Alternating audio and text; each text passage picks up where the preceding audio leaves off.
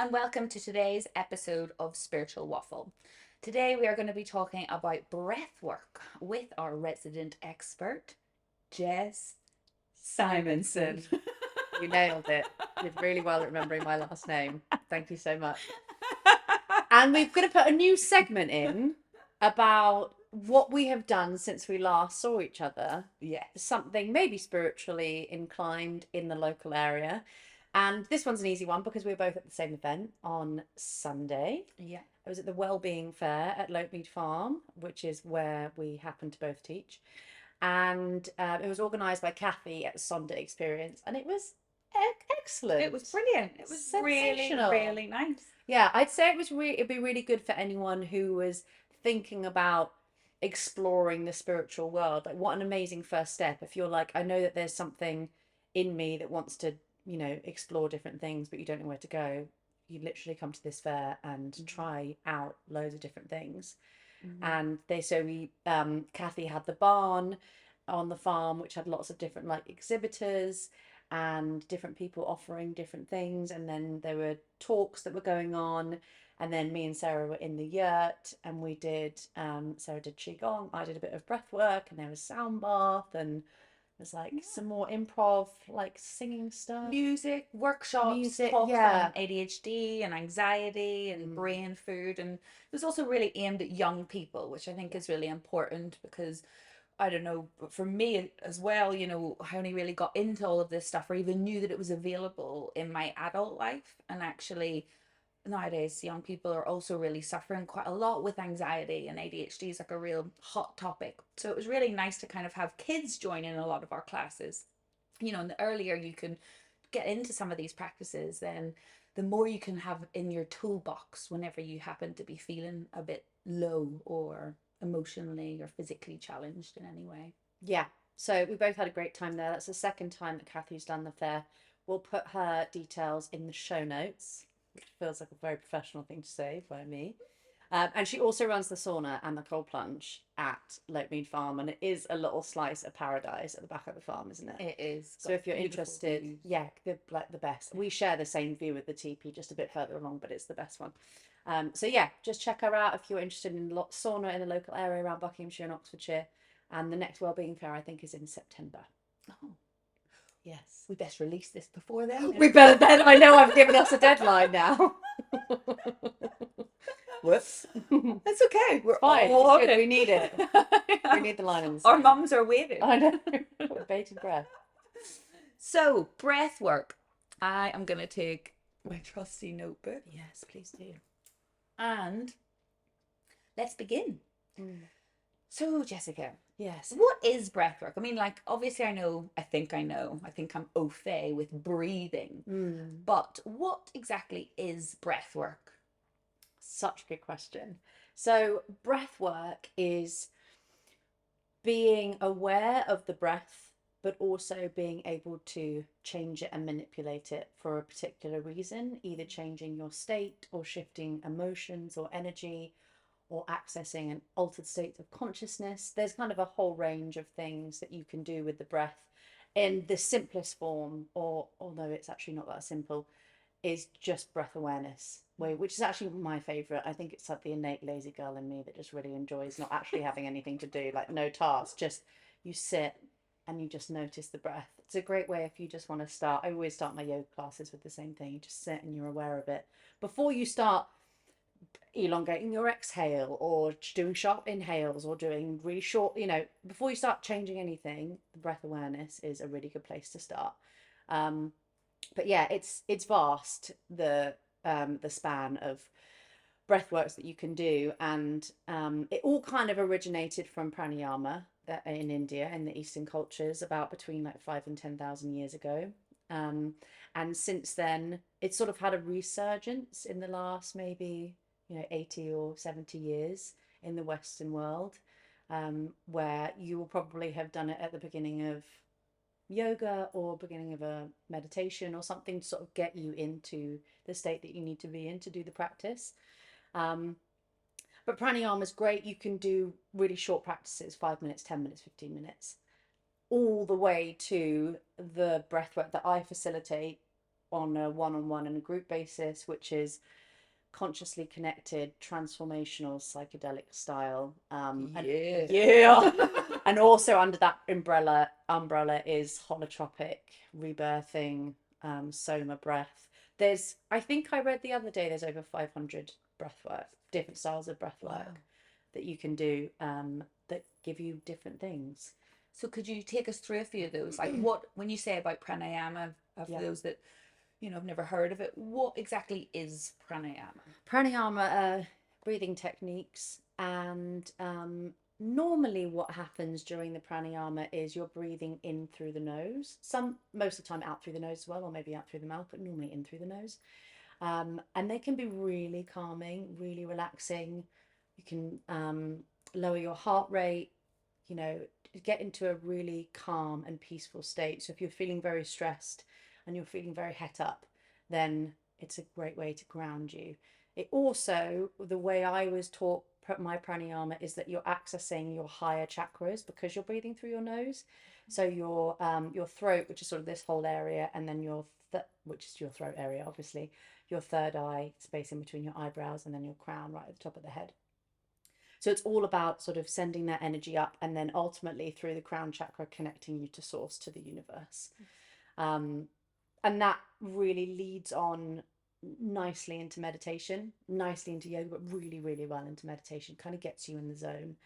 And pranayama, I mean, there's loads of different styles, like absolutely loads. There can be more like dynamic ones where you're kind of, it's all like through the nose, or you can do ones where they're a very sharp inhale and a long exhale, or one I've been doing this week, Brahmari breath, which is hummingbee breath, where you breathe in through the nose quite sharply and then you all the way onto the exhale. And that's a really it's so soothing for the body, and it also helps with focus as well. So it's a great one to do in the morning.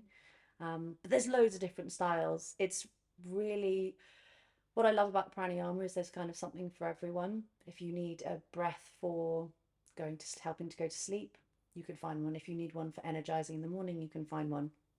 But they're normally so great to be able to fit into your life because they're not that long. You can do them for 5 minutes, you can do them for 10 minutes. Just really great breathing techniques. Yeah. And just so accessible, I think, as well, to everybody, because I heard somebody describe it recently, actually, about when talking about breath work. They were like, breathing, you take your first breath obviously when you're alive, and so it links you between this cycle of becoming alive, being born, and dying. And they were talking about how medics describe when you stop breathing, you become unconscious. And so they were depicting this as essentially breathing is breathing in consciousness. It's one of the only systems of the body that we actually have control over, on a conscious level. It's almost like it was gifted to us in order to be able to regulate ourselves, our emotions, and our bodily systems. So I think it's a really important tool, and also just so accessible to everybody. Because everyone can do it. It's one of my favorite things about breath work is that you don't have to be a certain size, you don't have to live in a certain area. There's no reason why you can't do it. And you can do it anywhere. You can do it sat on the train, you can do it sat in your car to a certain extent. You can do it anywhere with anyone.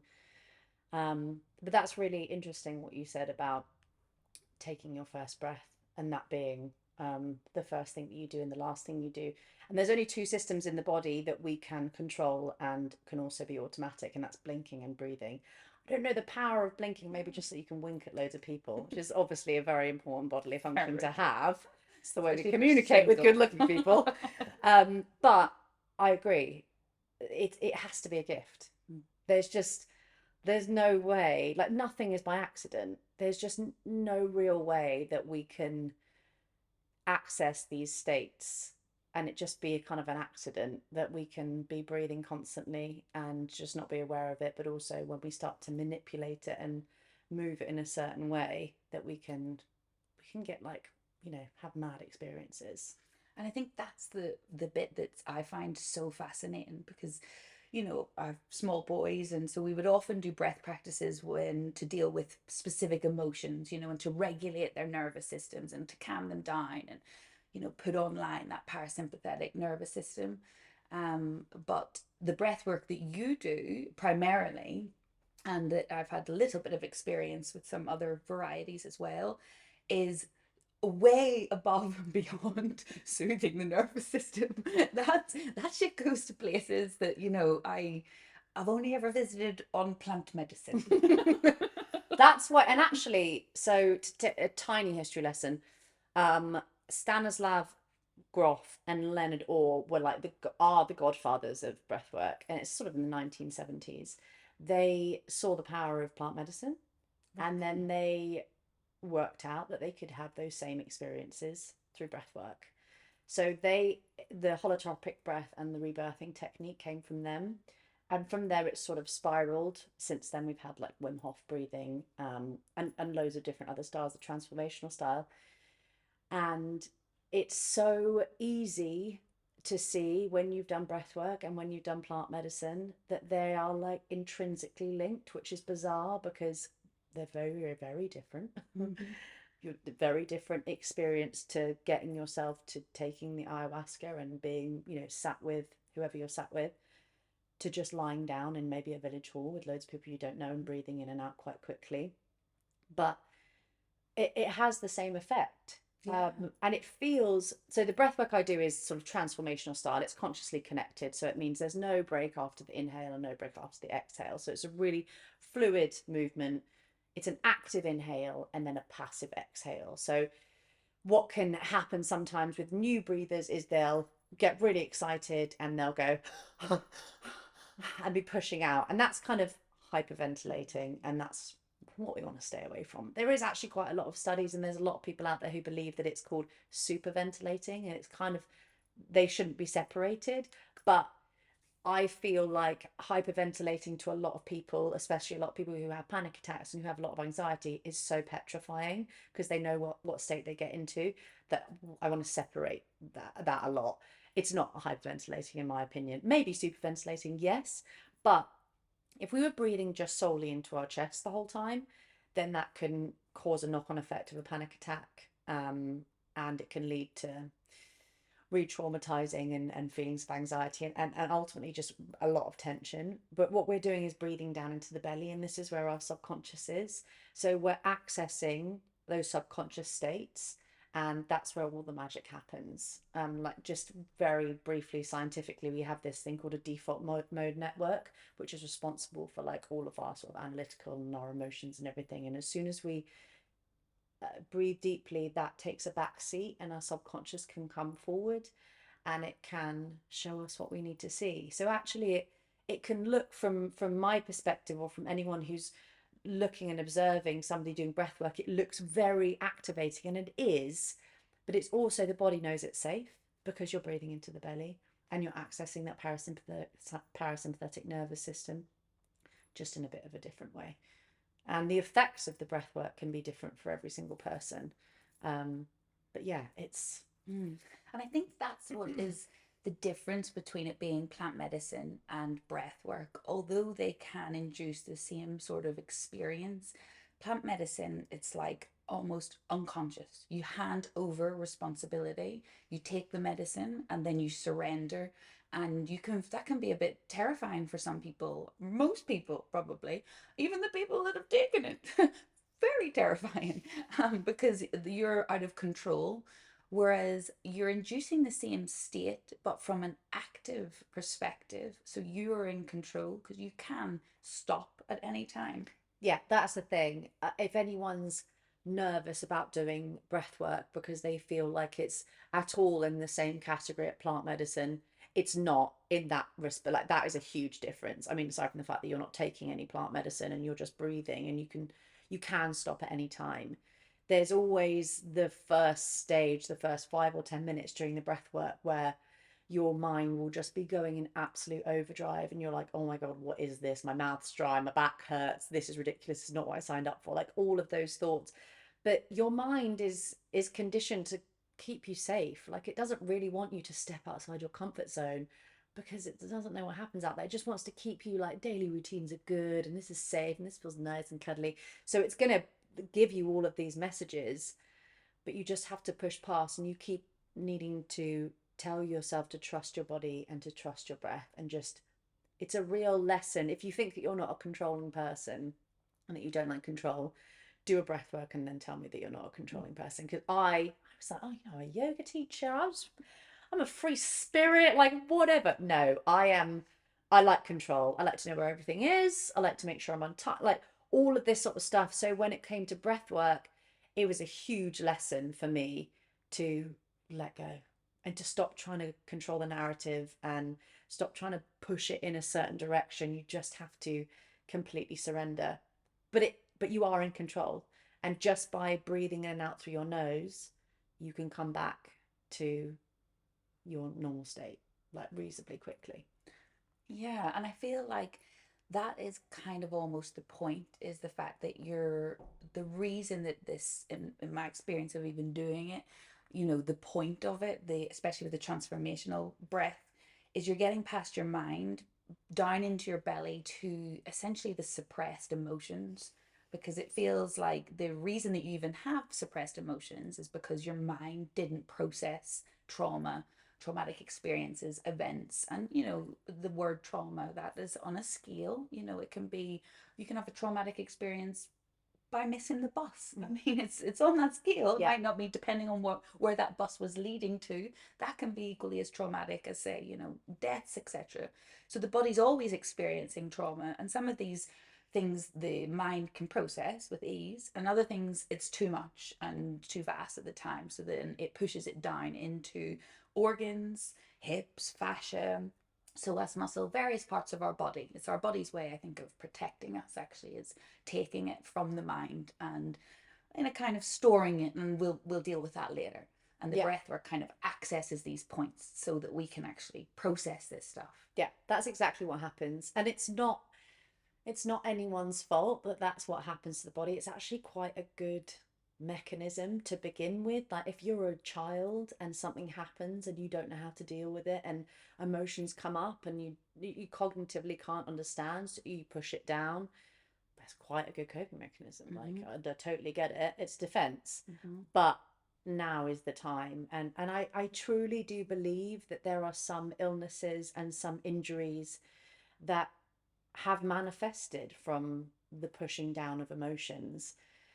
And it's also difficult. Like there's a few of my clients that I work with that have got generational trauma, and that has just lived in their cells. So not only are people trying to work really hard to work through their own stuff that they can recall, like, oh, I know that I had that traumatic experience 5 years ago and I was in front of my kids, so I couldn't express how I felt.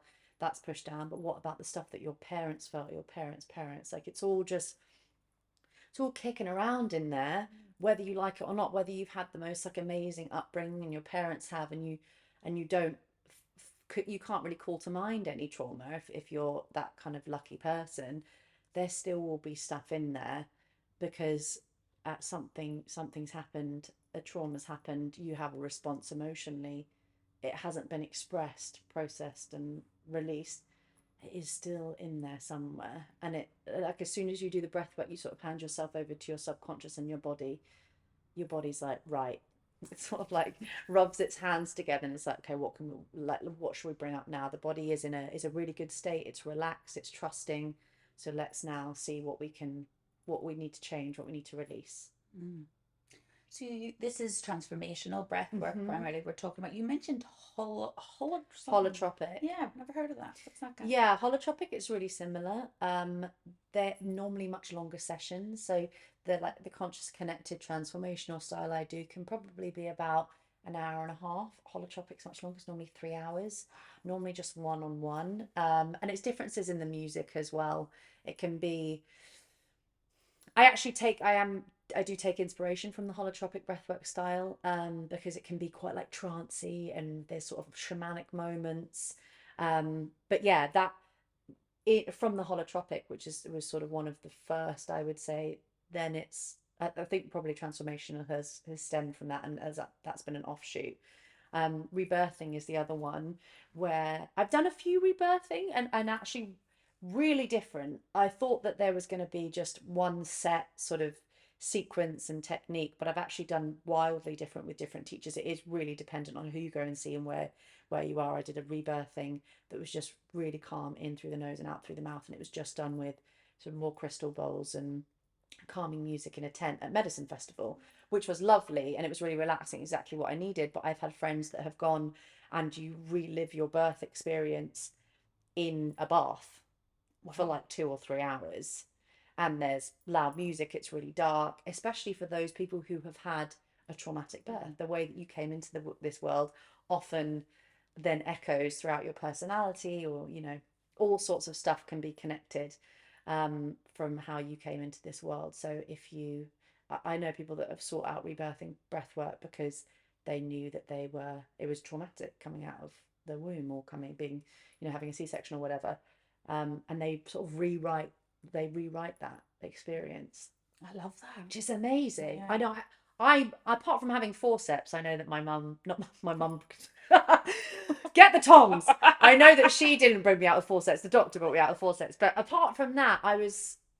My mother seems to think that I had a reasonably traumatic-free birth, and I don't feel like I have trauma from my birth. But I do know a lot of people who, upon speaking to their parents, have gone like, "Oh God," and it's not really something that when I started speaking to my mum about it, I'm sure she was like, what does it what does it matter? But it's remember, your cells, your body remembers absolutely everything, even when you're inside. Exactly. So yeah, why not try and rewrite with breath work, and rewrite those memories, and try and release the trauma and the emotions that you weren't able to feel and process back then.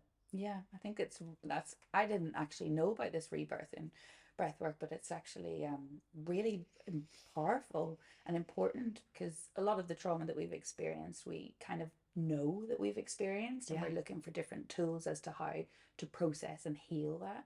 But a lot of the birthing stuff, we can't remember that at all, unless I've had some experiences of like in hypnosis and stuff where it comes up. And but we are very conscious in the womb as to even what the conversations are that are going on around us, what's happening.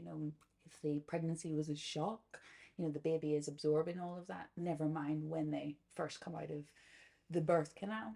And I also think the generations before us, there it was quite common, at least it was in Northern Ireland, for the mothers to be put to sleep while they gave birth, and then they would be 12 hours where they would be still out for the count when their baby had already been born. So there was none of this awareness about skin to skin contact and oxytocin regulation and that bonding hormone. And I have to say, I've witnessed it, I think, even in my own family, extended family, the implications of the birth in their relationships further on in life.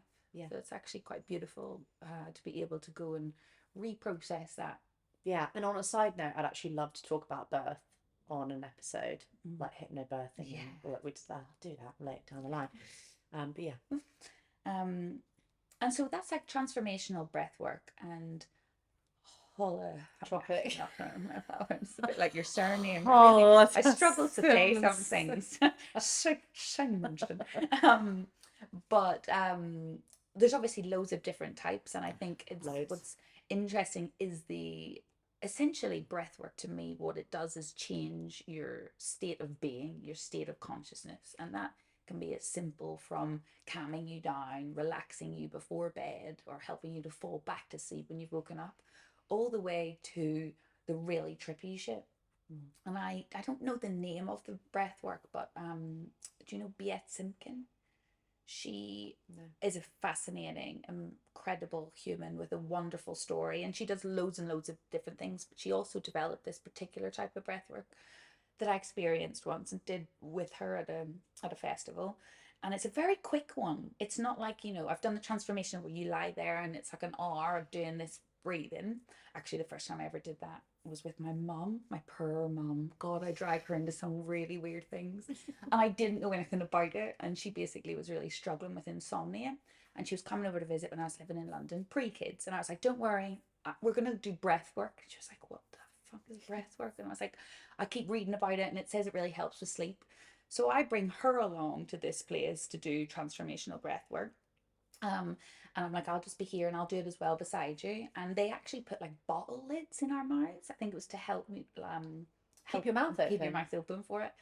So she was again like, okay, we'll just lie down here. And then the poor woman, I don't think she was able to relax or do any of the breathing because as soon as I started doing it, well, off I went. I was wheeling my head off, shaking. I was in this.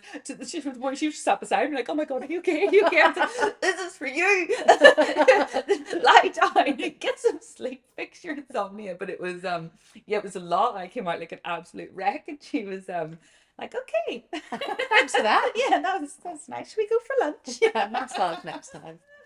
And then the Biet breath work that she does. I think it is just called breath work with Biet. You can look her up on Instagram. I remember that one, you're kind of like on your knees, and it's a couple, maybe like 5 or 6 sharp inhales.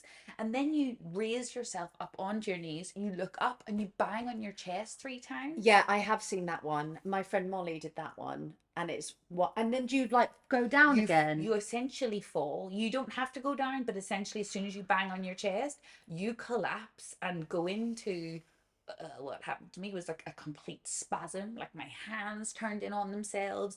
I was not of this world in those moments. And I mean, it was great. I was having a really good time, but I was there with a friend of mine who I don't think has ever taken any mind altering anything in her life. And so I was also conscious while off in some other unknown galaxy that my friend was beside me, and there was nothing I could have done, even if I tried to help her, because I was in a completely blacked out spasmic state, and also I'm aware that I was dribbling, that to the naked eye this wouldn't be something that would look like a really good time. Yeah. But I was like, kind of wanted to express energetically that I was having a really good time, and so leave me be. There's so many, like there's even so many styles just breathing in and breathing out. But then you add on the breath holds and the taps and the moving of the body. So the way I first got into breathwork was the Northern Irish retreats that I run with my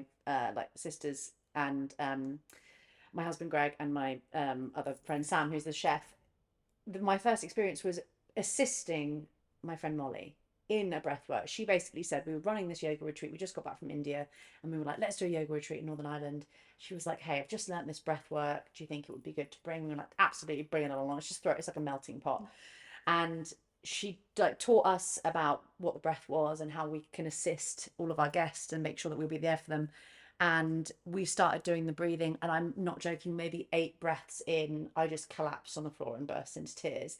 I obviously had emotion just right underneath the surface that was ready to come out. And anyone that's done breathing in that very deep, sudden, like cyclical way, but it for me it just makes me cry instantly. It's just like I need a big boohoo. But yeah, she has then come back when we've done like 6 of these retreats. She's been to festivals. She's got an amazing breathwork facilitator that she goes to. She'll always come back and share it with us. And that was the most recent one. And somebody did actually faint, which was really great. I really like That's what we're going for some really. people it's really scary, and I can totally get that. If you do suffer, if you do have high or low blood pressure, and if you do suffer from fainting, and that's something that's really scary to you, but I think we're the same in the fact, like, I just go really deep and I'm like, let's go. And you like come up on your knees and you lift your arms in the air, and it almost is kind of, do you remember when did you ever do this at school where you like stand up, but you're on the wall, put your back on the wall, and then you hold your breath for as long as you can, and then you like yeah, and then you run, and then you faint. Something stupid. Like you got to hold onto your neck, or you like whatever it is. It's kind of that sort of thing. It's sort of fun. It's kind of like a hypoxic thing, but it's kind of fun to all that with all that breath retention. But there's so many things being developed. There's another breath that Greg went to a few months ago called the elemental breath, where you have like you do breathing that is for 4 different elements. So like fire breath, a water breath, and that is not something I'd heard of. There's just popping around like so many amazing breathwork facilitators and different styles that you can really find something for everyone. It's kind of just fun, just to sort of play with your breath and see what state you get to and see what comes up. And during the breath work, if you're doing it for a while, depending on what it is, like your neurological pathways change. Like you can actually alter the deep blueprint of who you are and your limitations through the breath work. Absolutely. It's just wild. And it's we do obviously a lot of breath work in qigong Yeah. and a lot of sounds as well, you know, that the vibration of that particular sound that relates to a particular organ and emotion. But also, you were talking earlier about the humming bird breath. Honeybee breath, yeah. And we would do a lot of humming in Qigong, and humming alone increases the nitric oxide in your nasal passages by, I think it's like 25%, which actually act as like additional neurotransmitters and affect the sort of neuroplasticity of your nerves and all sorts of like really, really amazing things, as well as your immunity, just by simply just humming, you know, clears all of your sinuses and opens up your immunity. So it's there's so much benefits physically, never mind, you know, just if you don't, you're a bit scared of the emotional side of it, because it can look a bit intense, some of these breathwork practices, you know. For sure. And there's definitely, I think there's a danger with this breath work. Anyone who's on Instagram, if you've researched or just put in a breathwork instructor, you will then get cookied with hundreds of breathwork instructors and facilitators who are doing retreats and lots of things at festivals. And my observation is that what I saw when I started to do my breathwork teacher training is there was lots of people convulsing and arching their spine, and people sort of coming over them with kind of the Reiki hands, and it all just being like screaming and crying, and it being looking like an exorcism. And so I know for a fact that a lot of people that have come to me, they have that preconception that that's what's going to happen, and it doesn't happen with everyone. It doesn't actually happen with the vast majority of people. So, and if you're coming into a breathwork thinking that something's going to happen for you in a certain way because you have an intention and you want to release that trauma that happened 7 years ago, you're probably going to be quite disappointed because your body has other plans for you. But there's lots of crazy things that can happen during it, which I think is why it's so frightening for people. You can have like physical shakes, like you're having a fit. What's happening with your body is your CO2 levels are going down, which affects your the balance of your calcium in your system, which is why you can get tetany, so it's tightness, so called lobster hands. Yes, love lobster hands. If you get, not for everyone. It's not for everyone. No, if you get, you can get tight jaw and get cat bum mouth. So if you get lobster hands and cat bum mouth, I say you get extra points. Because you get really tight and your jaw can get tight, your hips can get tight. You can get tingling all over. You can get really lightheaded. You can, some people can see stuff, other people can feel stuff. I mean, there's all sorts of things that can happen. You can go to a completely different dimension that you've never been to before. You can be beamed back to something happened when you were 4 years old that you don't actually even remember. There's been, yeah, there's been so many things. But in saying all of this, the best thing to do is to have like no judgment, no expectation. It's always good to have an intention before going into a practice, but know that intention is sort of free flowing, and you can want to release something, and you probably will. It's a really releasing practice. But if you want an answer to a specific question, you might get it, but you also might get an answer to something else as well. And what would you say to people who are listening to that, who've always fancied trying it, but are absolutely scared at the prospect of all this freaking petrified? Well, aside from if you're local coming to me, obviously that's a given. It's a plug. I would say, what would you do if somebody is in that state? Like how are they kept safe? And if they are not enjoying their experience, do you have an awareness of that to bring them out of it? So I would say if you are at all nervous about breathing and you're not the kind of person that would be able to fully let go in a group setting, find a teacher you could do one-on-one.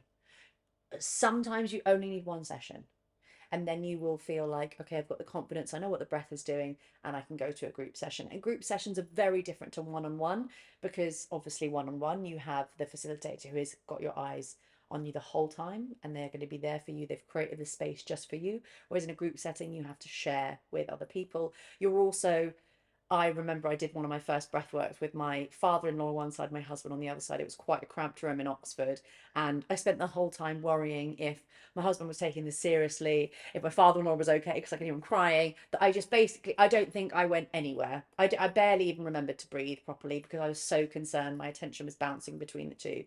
So normally in my breath works in the group sessions, you've got enough space that doesn't happen, but you will always have potentially somebody who is losing their shit quite early on, or they're shouting or they're screaming, and that can be really distracting if you're not in the zone. So the best thing to do, find a facilitator you can do one-on-one, and you can really get into the intention and the reason why you're there. And you really just need one session to get you used to the breath, because it's really alien.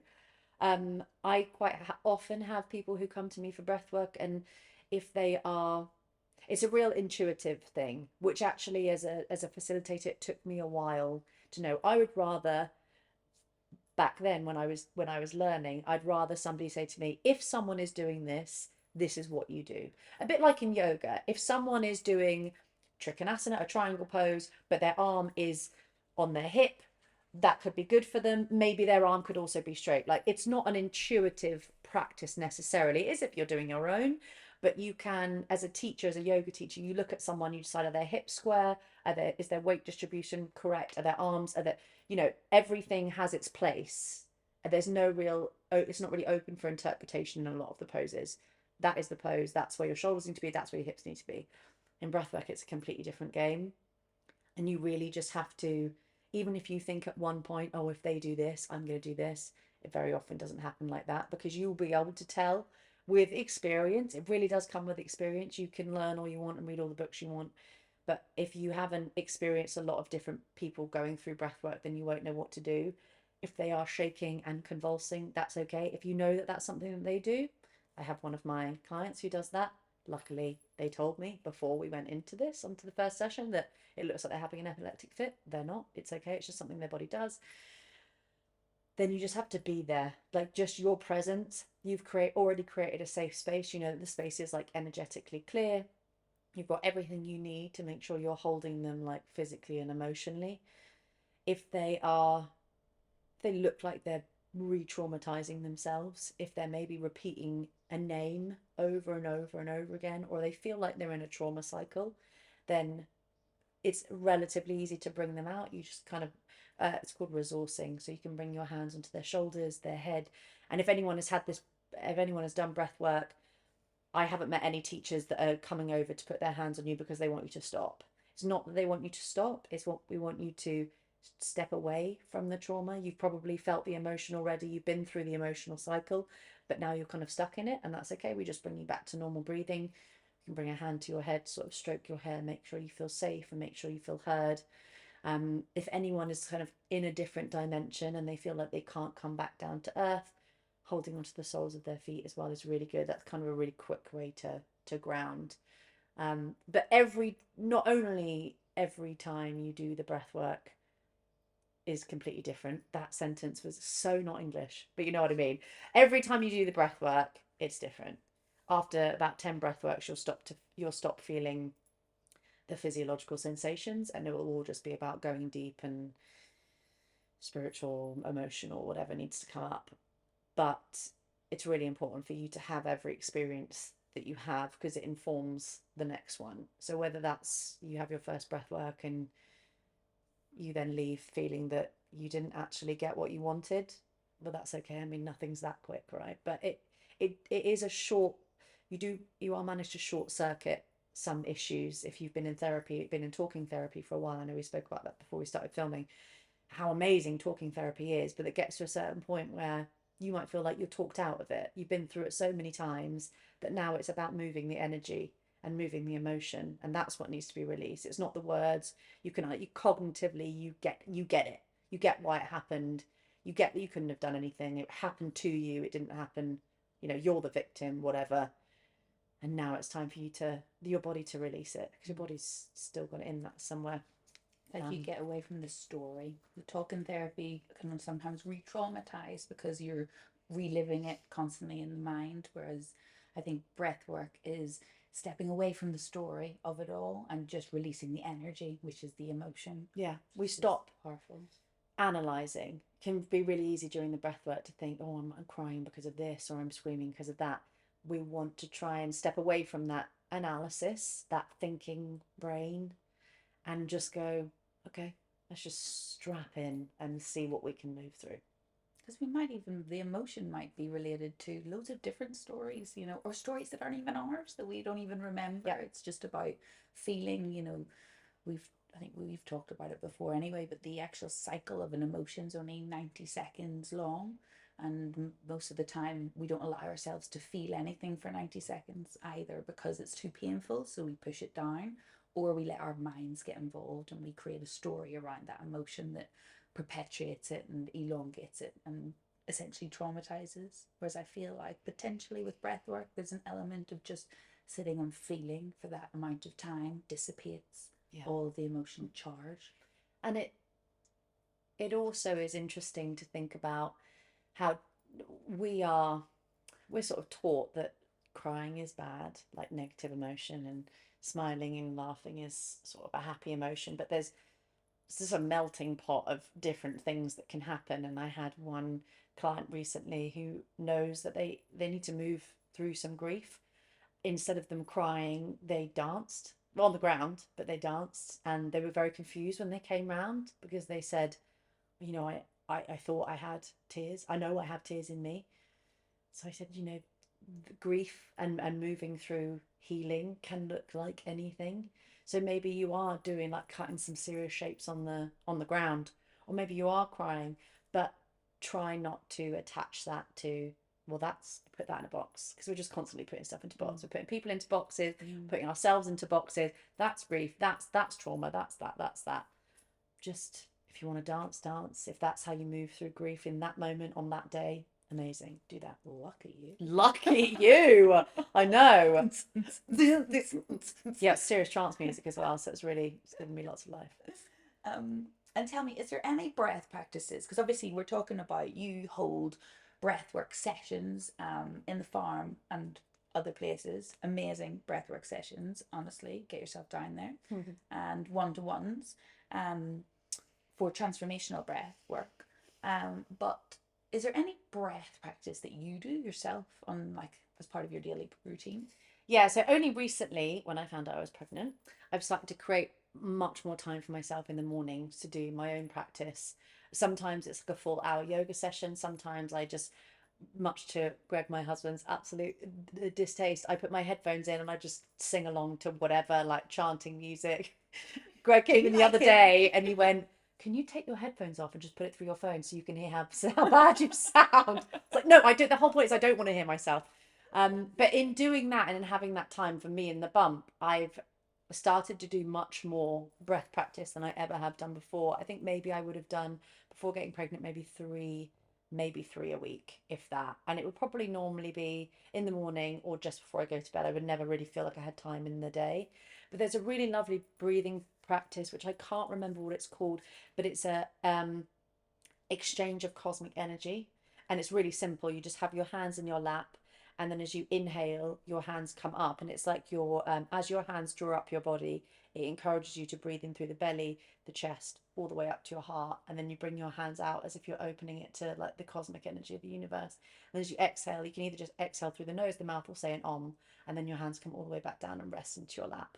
So that's my favorite one at the moment. But I feel like series on TV, or like a peanut butter sandwich, like I will do one until, or like an album, I will do it until I am so sick of it, or not so sick of it, until I feel like I've completed it. And then I kind of put that in a little category of, okay, my file of facts of breathing. And then I want to change. I want to find something else. So that breath work I love. Also doing a breathing practice, a really simple one, Ujjayi breath, which is ocean breath, that we do in yoga, in vinyasa, Ashtanga, like pretty much all of the yoga practices, which is just breathing in and out through the nose. And on the exhale, you have a constriction in the back of the throat. So it almost sounds like you're about to snore. Sounds a bit like the ocean. That's a really good one for calming the nervous system and sort of getting you ready for the day.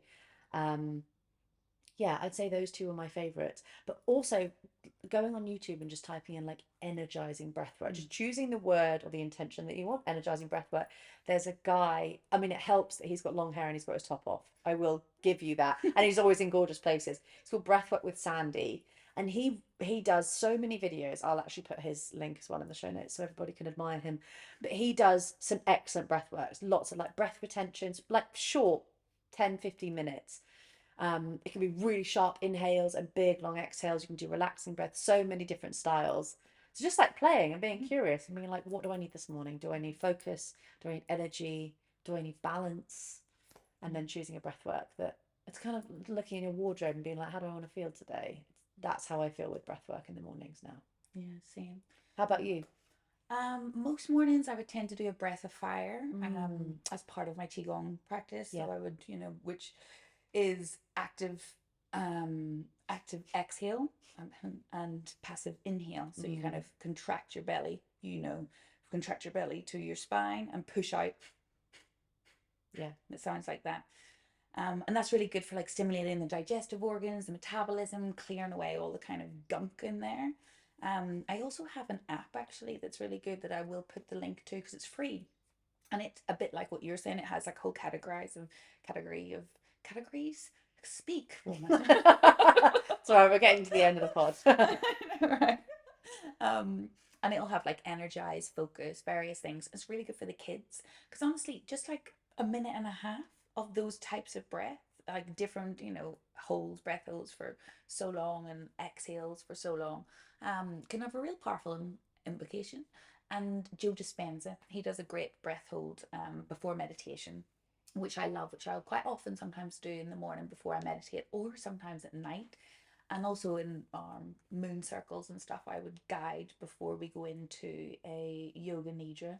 And I just feel like a bit like what you're saying about, breathwork before meditation. It just gets you completely out of your mind, completely into your body, and then completely into the galaxy somewhere else. And it's a really, and actually the Joe Dispenza's documentary, The Source, I want to say it's called, he talks about the actual scientific studies of that and the bits of the brain that come online with that breath work, which is just fascinating. And we all know how these things feel for us, but it's really nice to see the scientific science behind it, like backing it up as well. But I really enjoy that breath work too. There's another, the one that the breath of fire. Can that also be called Toma breath? Maybe. But that's where Wim Hof came from. Kapalabhati is the breath that is in the Indian form, and there's Bastrika, which is another one which you just remind me of, where you use your arms as well, and that can be a really activating breath. Where you inhale, reach your arms up, and as you exhale, you bring your arms down and make a fist, and you take an exhale, and that's really nice. There's also an amazing breath.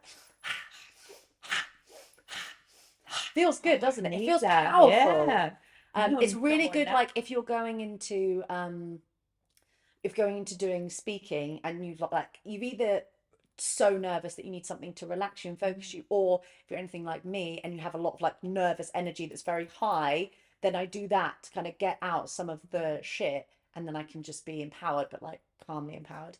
There's also another breathwork that I did on my course called Ananda Mandala breathwork, and you can find it on YouTube actually, and it will normally have this wonderful woman whose name escapes me right now, who will guide you through it, and it goes through all of the chakras, and you breath hold and you bring your awareness. So you do like, you breathe in, she'll say like 1 2 1 2, and you'll breathe in and out, and then you get faster. You hold your attention on the chakra that she's talking about. She'll give you the chant, you'll say the chant, you'll imagine the light, and then you'll come back to the 1 2 breathing, and it goes all the way down. It takes about half an hour, so if you have a bit more time. But that I have found, and we did it on the retreat last year actually, it's a really good mix of the pranayama and the transformational style. Transformational, I would say, unless you are an experienced breather, don't do it at home with YouTube because you've got nobody to watch over you. But the Ananda Mandala one, you can really do just by following along from her, and there's loads of them on YouTube, and it gives you a bit of a trip, especially if you're a person who can really visualize things and see. If you're quite a visual person, you can see stuff, then it's an amazing breath. And I only really recently, well, only went on my course, found it, and I haven't actually seen anyone doing it since. But that's a good mix. You want to get a little bit high, you've got a bit more time on your hands, it's not one to do every day, but that's a good like explorative one. Love that. I feel like the show notes are going to be like, just like a whole essay. I know. Document. But I want them all because already I can't remember the name. I know. Ananda Mandala. Okay. Not amaldehyde. No, don't make up things. Thanks for that. I feel like we should probably stop talking at this point. Probably stop waffling on. I think we've done well. Fascinating. Let people go to the make a cup of tea. That was really insightful. Thank you, Jessica, for all Pleasure. your wisdom. And do you want to let people know when you do your breathwork stuff in case anyone wants to try it out with your good self? Yes. So if you head over to the website byfirelight.co.uk, that's where we will be. We've actually got some breathworks that we're going to be launching in the TP, because the TP is now up in summer. If you're listening to this in summer in 2025, if you're not, then it might be down. But we're going to be doing a transformational style, but then also a relaxing style as well, for those people who like have trouble sleeping or have really stressful lives, maybe don't want to activate stuff, don't really need to release stuff, they just need to have a full relaxation. And also, if you want to head over to rogueyoga.co.uk, then you can contact me for one-on-one sessions at my home in Hadnam. Amazing. And sometimes that you even do breathwork brunches where you feed Breathwork, us. I know. Well, actually, that's a good point. The next breathwork that is actually booked in is a women's retreat day. I'm giving us a deadline again because it's the end of June. But we'll have transformational breathwork then. Sounds amazing. Yeah. Yes. Thanks, lover. You're welcome. Thanks, guys. Hope you enjoyed listening to that. Let us know if you've got any questions or comments. See you soon. Much love. Bye.